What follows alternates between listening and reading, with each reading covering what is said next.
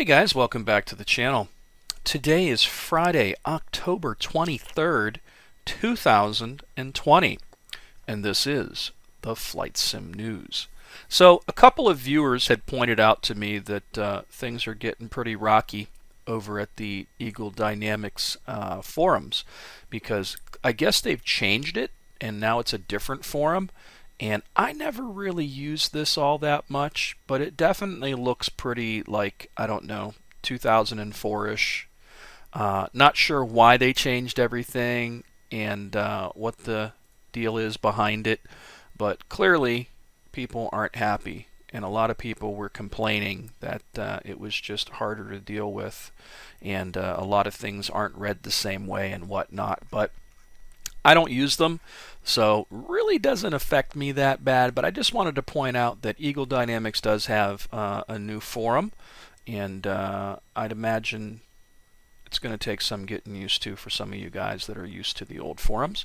Doesn't really bother me either way. As long as I can find the missions to download and stuff like that, I guess I'm cool with it. But I'll throw a link to this in the video description, and you can check it out for yourself. So here's something I found. FPSchazly. Probably pronouncing that wrong. FPSchazly or FPSchazly has posted a first look at modern naval warfare. And from what it says here, I got an exclusive first gameplay look at Massless Brothers' new sub-sim, Modern Naval Warfare. Burn away.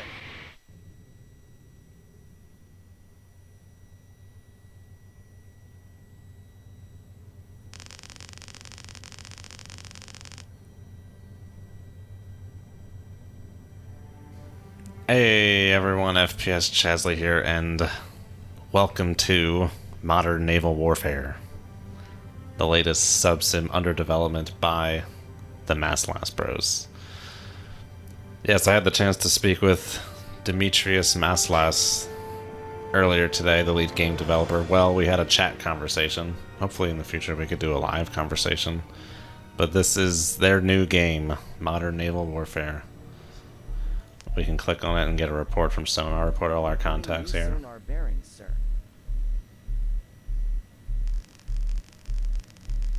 So we got Sierra 12, Sierra 13, Sierra 14 at respective bearings. And we are at periscope depth. Wait, what do they call it in here? It's not a periscope depth. Not periscope depth, it's whatever the heck they call it these days. We got a photonics mast. Let's go ahead and, well first, let's slow down to 1/3. And then we'll raise the photonics mast here. So circling around again. Let's face aft now. The campaign will be story based and branched, so your decisions will affect the outcome. They also plan to implement some crew management features with So this looks pretty interesting. I'll be the first to admit I was never a guy that was into the Silent Hunters and the sub sims back in the day. I think SSI did those, same guys that did the original SU-27 Flanker, Eagle Dynamics' very first product. But I was always aware that people liked them and they were very popular. But this looks a little different. It doesn't look like just a bunch of screens to me in 2D. Like, I like the fact that you've got, the entire, ready room or con or whatever it's called in a sub, to walk around in here, and you see people kind of moving around. This guy over on the right here is doing his thing. This girl back here is probably doing her thing. There's a guy off to the far left over there doing his thing, and you can just walk up and click the displays. That's pretty cool. This looks really interesting. I'm going to throw a link to this in the video description as usual, and you can check it out for yourself. So, BigNewy threw up an update from Eagle Dynamics and mentioned that the next planned update is for the 4th of November 2020, which I believe is going to be about a week from now. I don't have a calendar in front of me, but hopefully we see the heat blur update that we've been waiting for, because heat blur did promise that the F-14A would be ready I believe in October is what they had said. So hopefully that happens, and we'll see. So the maybe the new damage model, that would be really cool.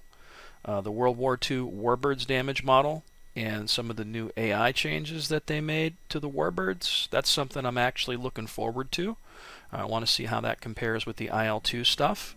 And maybe I'll actually fly my Warbirds in DCS a little bit more once they actually behave, as you would expect them to when you shoot them, and how they fall apart and the progressive damage, I'll throw a link to this in the video description as usual, and you can check it out for yourself. Here's another video I happened upon, Idiot's Guide to Flying the BF-109K4 in DCS, and this is from STFUTactical.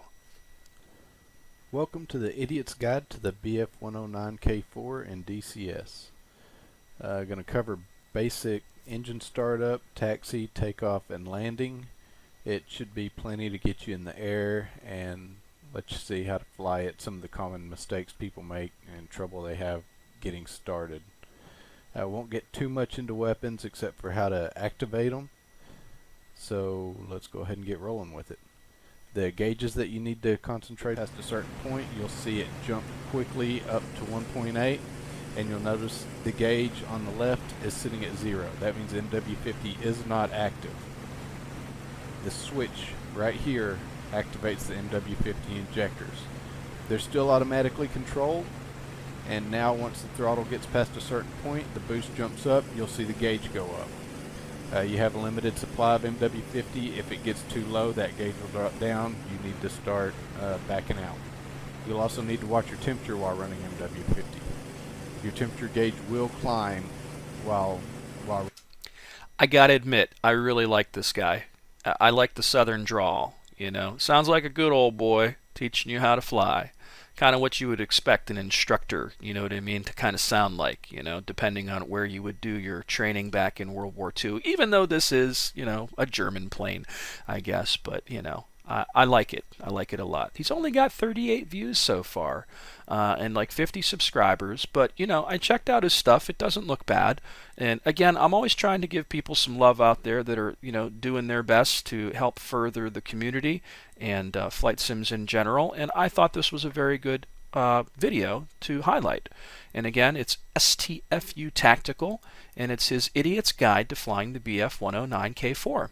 So do the guy a favor, head on over there, check it out. I'll throw a link to this in the video description as usual so you can check it out for yourself. All right, it's that time of the year again. The guys at 1C Game Studios, responsible for IL-2, Flying Circus, and I believe they even own Rise of Flight. They're having their Halloween sale. So, Battle of Stalingrad, 85% off. Battle of Moscow, 75. Battle of Kuban, 75. Battle of Bodenplatte is 50% off. And Flying Circus Volume 1 is 50% off. Now is a fantastic time to get your hands on Flying Circus. I couldn't recommend it enough. That and the Battle of Bodenplatte, both of those are probably the best two products that you can get in the 1C Game Studios line of products. And I'm not saying that these other ones aren't fantastic either, because they are.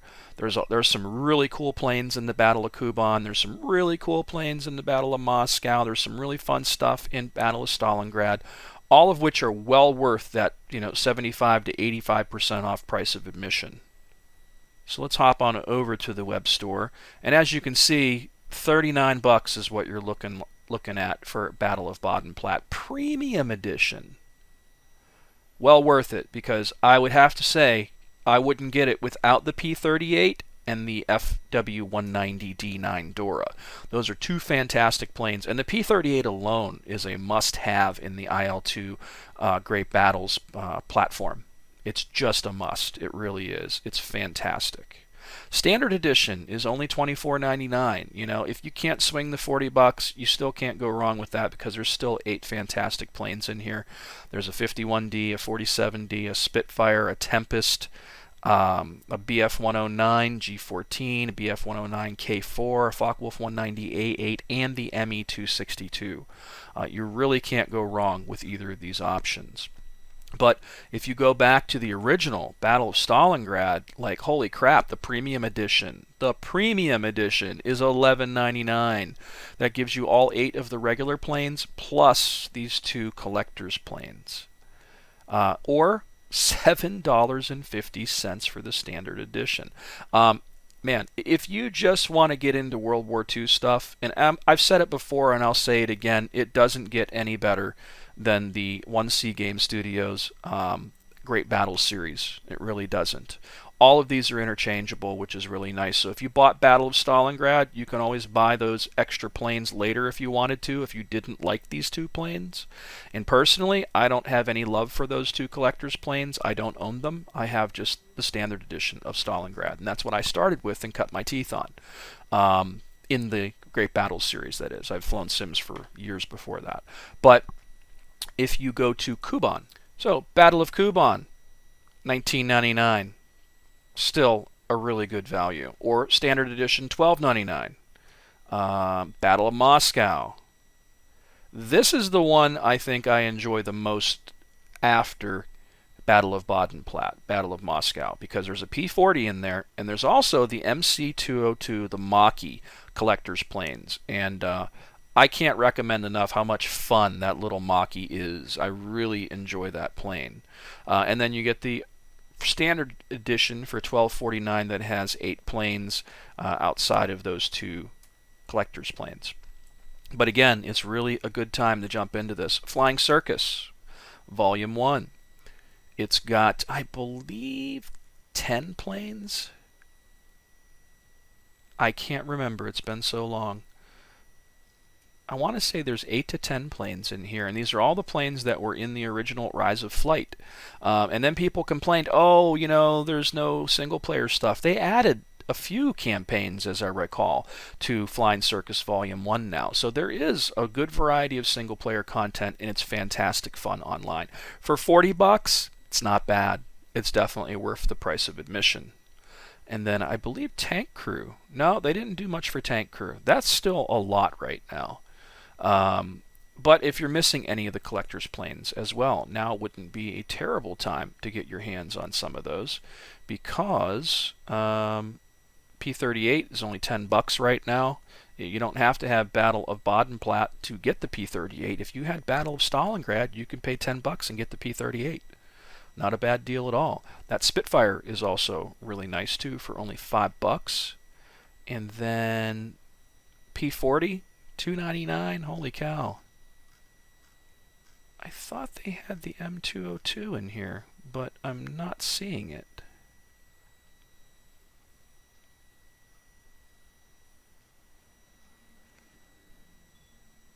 Maybe it's just, well, there it is, the Maki. Yeah, you could buy the Maki 202 for $2.99.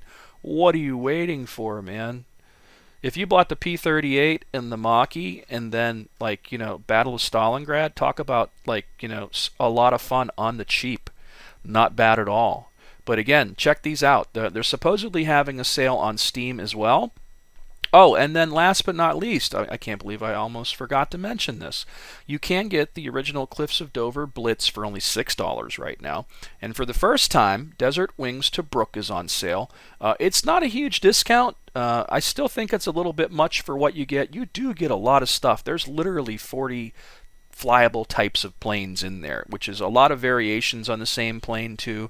But again, Desert Wings to Brook is just so much fun, and it does have so much to offer. But $52, again, it's not the best sale, but it's the first time it's been on sale. Instead of $70, it's almost $20 off, and you have to have Cliffs of Dover Blitz to play it for $6.24. So again, if you've had an itch for World War II and you've thought about the possibility of jumping in there and getting into IL-2, now is a great time to check it out.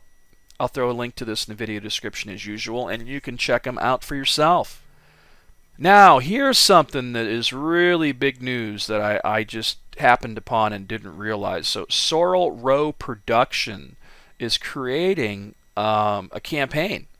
and I believe it's for the F5. It's called Black Sea Resolve 79, and there's a bunch of images from it here, and it just looks like great fun.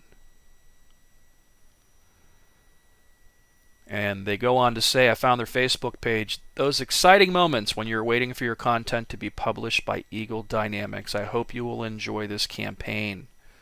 And then on September 9th, they posted this, and I didn't see this.